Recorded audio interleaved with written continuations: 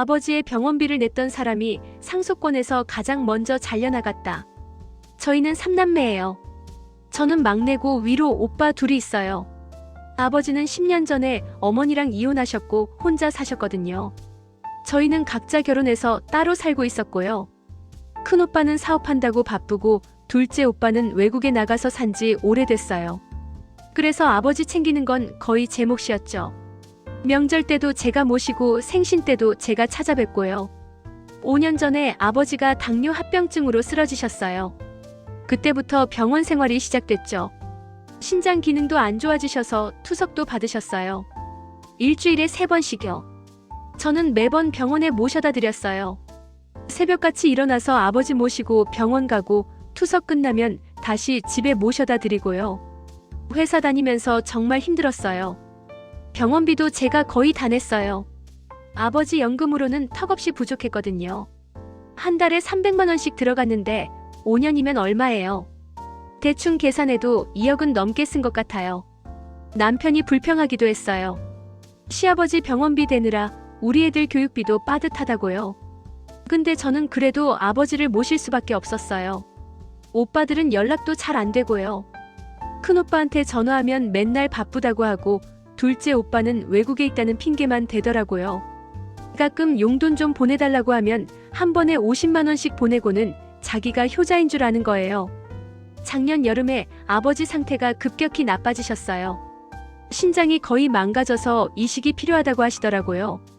근데 나이도 많으시고 기저질환도 있어서 이식도 어려웠어요. 결국 아버지는 중환자실에 입원하셨어요. 그때부터 돈이 진짜 물 쓰듯이 나가기 시작했죠. 한 달에 1,000만 원씩 들었어요. 저는 대출 받고 적금 깨고 할 수 있는 건 다 했어요. 그때 갑자기 오빠들이 나타났어요. 아버지가 위독하다는 소식 듣고 온 거죠. 큰오빠는 3년 만에 처음 보는 거였고 둘째 오빠는 5년 만이었어요. 병실에서 오빠들이 저한테 물어보더라고요. 병원비는 얼마나 들었냐고, 아버지 재산은 얼마나 되냐고요. 저는 그 질문 듣고 진짜 기가 막혔어요. 아버지 걱정은 안 하고 돈 얘기만 하는 게요. 아버지는 한 달 더 버티시다가 돌아가셨어요. 마지막까지 제 손을 잡고 계시더라고요. 고맙다고 미안하다고 말씀하셨어요. 저는 그 말씀 듣고 정말 많이 울었어요. 장례식은 제가 다 준비했어요. 오빠들은 와서 조문객들한테 인사만 하고요. 비용은 당연히 제가 냈죠. 2천만 원 들었는데 오빠들은 나중에 정산하자고만 하더라고요. 장례식 끝나고 일주일 뒤에 유산 정리 얘기가 나왔어요. 아버지가 남기신 게 꽤 있었거든요. 집이랑 상가 건물 하나 예금까지 합치면 한 15억 정도 됐어요. 저는 당연히 제가 많이 받을 줄 알았어요. 5년 동안 병원비만 2억 넘게 썼고 간병도 다 제가 했잖아요. 법적으로도 기여분을 인정받을 수 있다고 들었거든요. 그런데 큰오빠가 서류를 꺼내 보이더라고요.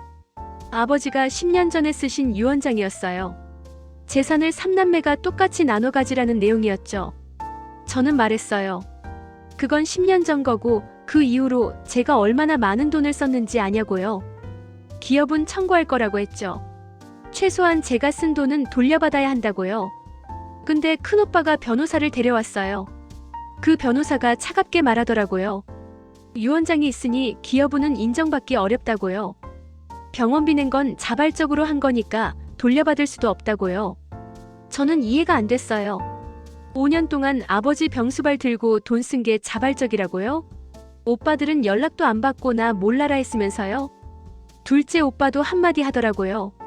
자기도 외국에서 송금비까지 내가며 돈 보냈다고 똑같이 나눠야 한다고요. 저는 웃음이 나왔어요. 5년 동안 보낸 게 고작 1,000만 원인데요. 저도 변호사를 찾아갔어요. 어떻게든 제 권리를 찾아야겠다고 생각했거든요.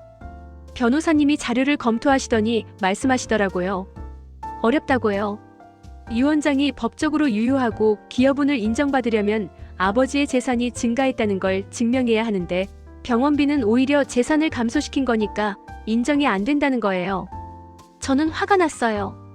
그럼 병수발 든 사람은 바보란 말이냐고, 법이 이렇게 불공평할 수 있냐고요.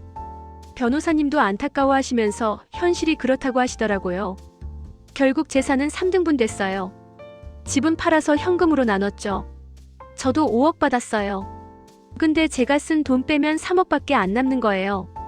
오빠들은 5억을 고스란히 받은 거고요. 더 화난 건 그 다음이었어요. 큰오빠가 장례식 비용이랑 변호사 비용을 3등분하자고 하는 거예요. 자기가 변호사 선임했으니 그 비용도 나눠야 한다고요. 저는 거절했어요. 결국 저는 그냥 돈 받고 연락 끊었어요. 오빠들이랑 더 이상 가족이고 싶지 않았거든요. 명절에도 안 만나고 전화도 안 받고 살아요. 그런데 신기한 일이 생겼어요. 큰오빠가 사기 사건에 연루됐다는 소식을 들었거든요. 투자한다고 돈 모았다가 날렸다고 하더라고요. 아버지한테 받은 돈까지 다 잃었대요. 둘째 오빠는 외국에서 사업 실패하고 돌아왔어요. 빚만 잔뜩 지고요. 그러면서 저한테 돈 좀 빌려달라고 연락 왔더라고요. 저는 단번에 거절했죠. 저는 아버지한테 받은 돈으로 작은 카페를 열었어요. 장사가 잘 돼요. 손님들이 커피 맛있다고 자주 오시거든요. 저는 여기서 일하면서 아버지 생각해요. 제가 한 일이 결국 헛되지 않았다는 걸 느껴요. 법은 제 편이 아니었지만 양심은 제 편이에요. 요즘 오빠들이 힘들다는 소식 들으면 안 됐다는 생각 안 들어요. 오히려 인과응보구나 싶어요. 부모님 힘들 때 외면하고 재산만 챙긴 사람들은 결국 그 돈으로 행복해질 수 없더라고요. 여러분도 부모님 모실 때 꼭 기억하세요. 서류 준비 안 하면 나중에 후회해요. 유언장, 증여, 기업은 인정받을 자료 이런 거 미리 챙겨놔야 해요.